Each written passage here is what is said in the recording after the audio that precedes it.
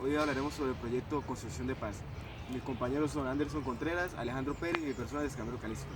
A continuación proseguiremos con la presentación. Bueno, vamos a responder las siguientes preguntas a través de la información que es con la JEP, reparación de víctimas, cifras de delitos y víctimas y escala de violencia y sus responsables.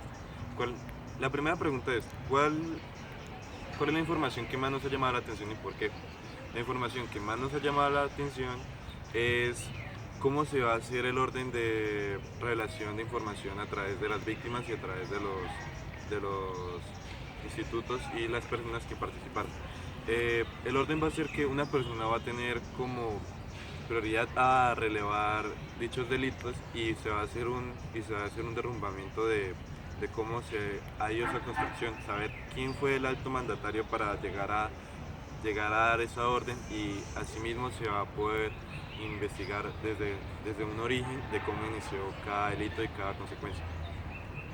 La segunda pregunta es, ¿considera que la Justicia Especial para la Paz, JEP, debe procesar a todos los victimarios con los mismos criterios? Considero que sí debería juzgarlos con los mismos criterios porque a estos los juzga la JEP, para eso fue creada por el gobierno, porque esta en sus institutos contempla acciones de lesa humanidad, acciones de masacres y todo esto, de acuerdo al proceso de paz, se va a hacer como una serie de homologación o perdonamiento sí, de penas para que no sean tan exhaustivas y tan largas. A continuación, la tercera pregunta que es, ¿qué cambios en los últimos meses en la JEP? En los últimos meses han habido dos cambios sustanciales en la JEP, los cuales son, el primero es que la JEP no podrá intervenir en la extradición a los desmovilizados, a los excombatientes, y la segunda es que durante 18 meses será congelado el proceso que le tienen a los funcionarios, a los exfuncionarios del Estado por crímenes de lesa humanidad como falsos positivos, etc. Bueno, la otra pregunta dice, ¿qué consecuencias puede traer esos cambios en la búsqueda de la verdad sobre lo ocurrido y la reparación de las víctimas?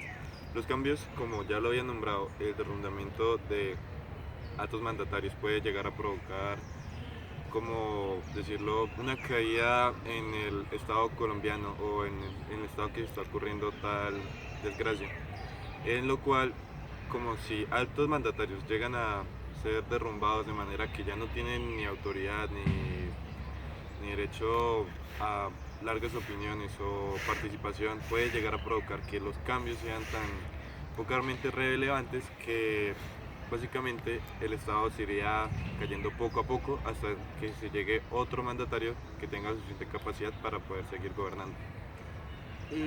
La última, para culminar el taller, la pregunta es como qué cambios debemos tener los colombianos en la cultura para generar una conciencia de paz. Yo creo que todos los colombianos debemos tener como una conciencia de perdón, indudablemente si a nosotros mismos y colateral o incolateralmente nos afectó estos tipos de acciones, como digamos la muerte de un familiar, el secuestro de alguien acercado a nosotros, esto. Por eso creo que todos debemos como poner conciencia de estas cosas y dejar al lado como que las afectaciones que nos hicieron a nosotros mismos como personas y buscar el bien común de toda una comunidad que es el pueblo colombiano.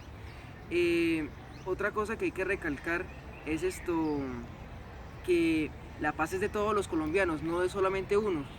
Entonces hay que ponerlos en participación ciudadana y pasar de esta etapa de guerra y de conflicto armado a una etapa de mejoramiento y futuro para Colombia.